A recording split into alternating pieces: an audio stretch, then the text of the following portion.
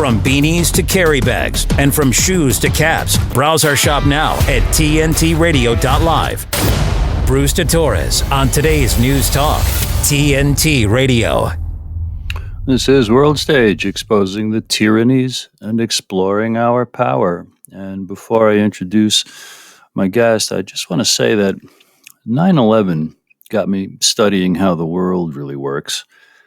And I ended up writing a book called God, School, 9/11, and JFK, The Lies That Are Killing Us and the Truth That Sets Us Free, which you can find at trineday.com, TRINE day.com, and the usual sellers. And a few days ago, on April 18th, Kit Clarenberg reported on thegrayzone.com, headline, Bombshell Filing. 9/11 hijackers were CIA recruits. Quote, at least 2 9/11 hijackers had been recruited into a joint CIA-Saudi intelligence operation that was covered up at the highest level, according to an explosive new court filing.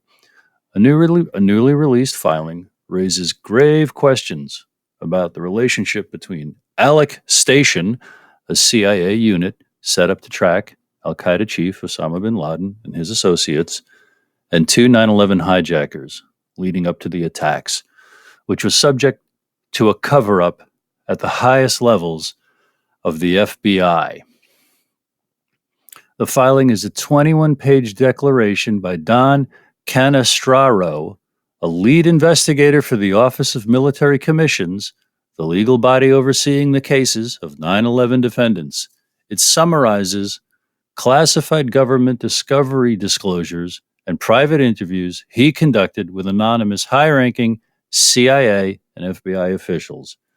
Many agents who spoke to Canestraro headed up Operation Encore, the Bureau's aborted long-running probe into Saudi government connections to the 9/11 attack. TheGrayZone.com, April 18th, article by Kit Clarenberg.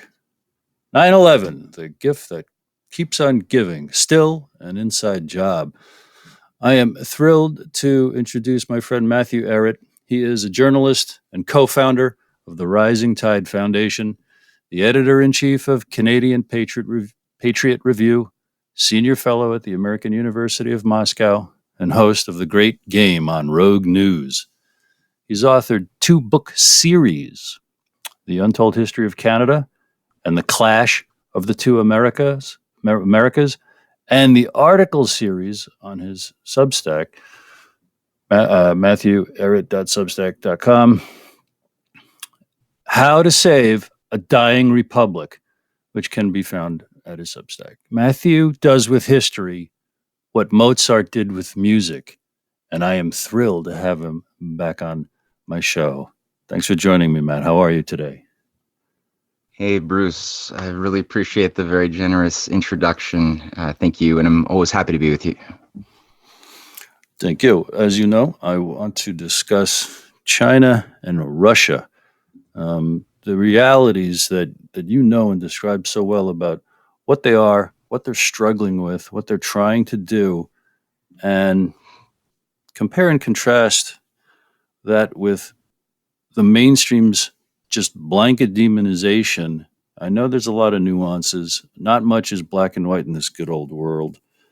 I alerted you to that desire, that intention, and you're the busiest man in the world. So I don't know how much prep you've been able to do, but what would you start sharing with me about that? Yeah, that's a good intro. And I think your remarks about the Kit Clarenberg expose are useful to sort of set the stage a little bit to this very important topic, since it's the case that there's a lot of misinformation, cognitive dissonance being spread consciously into the zeitgeist. And a lot of people are being played and losing focus about the nature of not just the current crisis and its solutions, but who are the players, who are the arsonists, who are threatening our civilization, our future, our children's future. And there's a lot of misdirection consciously deployed systemically to divert people away from the actual causal hand towards, as you just alluded to, nations who we've been conditioned over 70 years of Cold War, propaganda run by the FBI, run by the CIA, Project Mockingbird operations, which ran most of the mainstream media throughout the 1950s, 60s, 70s, and it didn't stop after the Church Committee hearings. So we've been really, really conditioned to think of Russia and China as the global supervillains. So kind of like a magic charm, the spell has been reawoken from our collective psyche once more, and too many people, I find, are so easily jumping into this binary black and white desire to have those as our enemy image: godless commie Russia, godless commie China. At it again, doing the same old, as we were told by McCarthy and Hoover, to take over the world, right? And the reality is there are conspiracies. That's true. But what are the agendas and agencies behind those conspiracies that have infiltrated our government, that have killed our presidents, that did things like 9/11? And I mean, would anybody actually say that Russia and or China carried out the inside job of 9/11? Mm-hmm. No, I think that there's sufficient information that has demonstrated that this was a very high-level MI6 CIA operation.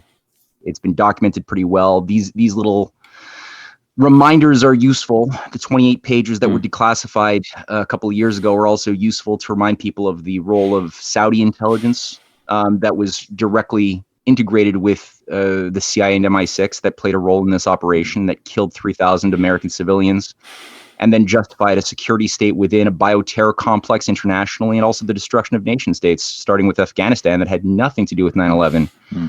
Then Iraq, then Libya, and as Wesley Clark, the former head of NATO, has even openly stated on several occasions, he was told in direct communications with Paul Wolfowitz that the real target, even going back in the 1990s, was always, even before 9/11, the idea was to impose regime change onto a sequence of nations that would involve Syria, that would involve Libya, that would also ultimately involve Iran.